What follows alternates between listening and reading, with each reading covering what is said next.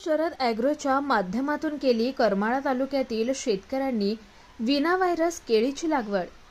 करमाळा तालुक्यातील चिखलठाण व वांगी परिसरातील शेतकऱ्यांनी शरद ॲग्रोच्या माध्यमातून विना व्हायरसच्या केळीची लागवड केली असून यामुळे शेतकऱ्यांना मोठा फायदा होत असून शेतकऱ्यांना शासकीय अनुदान मिळवण्यासाठी शरद ॲग्रोकडून मार्गदर्शन करत असल्याची माहिती शेतकऱ्यांनी दिली आहे।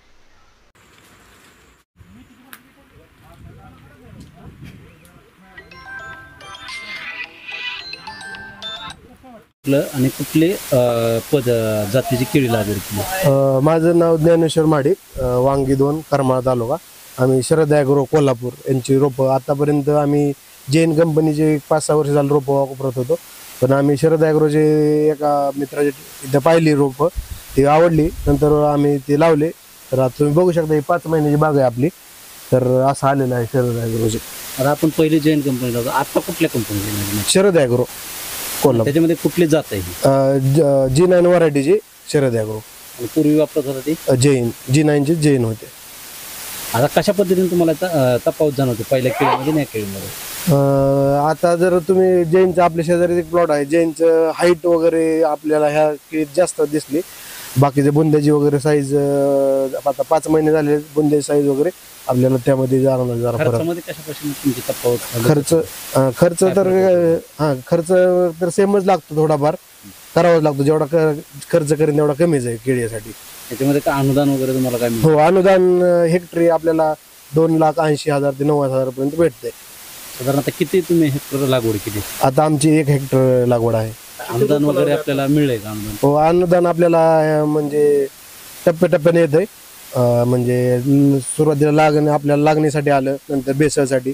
आता जसं आपलं हार्वेस्टिंग होईल तसं अनुदान येत राहते आपल्याला। साधारण किती पहिल्या टप्प्याला किती मिळालं? दुसऱ्या मस्टर वाईज येते ते। आता समजा रोप लागणीला आपल्याला 40,000 आलं, नंतर बेसळसाठी 40,000 आलं, आता नंतर दुसऱ्या बेसळसाठी 40, हार्वेस्टिंगच्या वेळेस येईल राहिलेलं।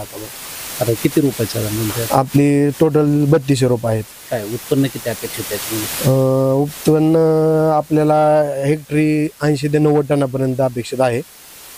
केळीला काय भाव मिळावा त्यावेळेस? काय आता सध्या जर चालू आहे तो त्याप्रमाणे जरी म्हटलं तर आपल्या 25-26 पर्यंत मिळावा भाव। बचत झाली ना आतापर्यंत, म्हणजे रोपात आणि खतात।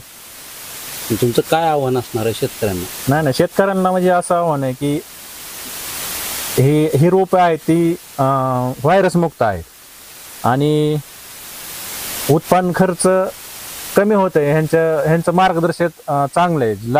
लागवडीपासून ते पार हार्वेस्टिंग पर्यंत त्यांचं मार्गदर्शन आहे।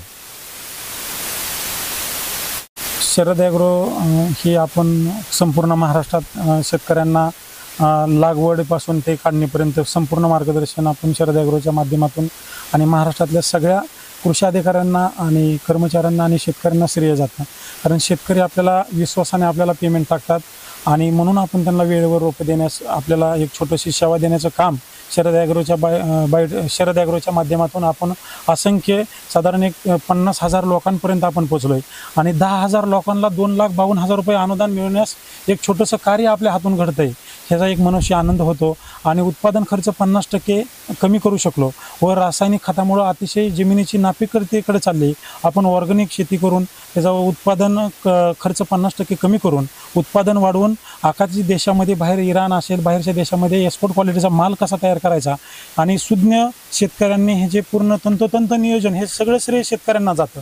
कारण शेतकऱ्यांनी सगळं नियोजन व्यवस्थित काटेकोरपणे केल्यामुळं हे सगळं शरद ॲग्रोच्या टीमला व शेतकऱ्याला व कृषी अधिकाऱ्यांना जातं आणि मला मनुष्य आनंद होतो की सगळ्यात शरद ॲग्रोच्या रोपांचा लागवड महाराष्ट्रातल्या कानाकोपऱ्यात लोक शेतकरी करत आहेत आणि अजूनही करत राहतील।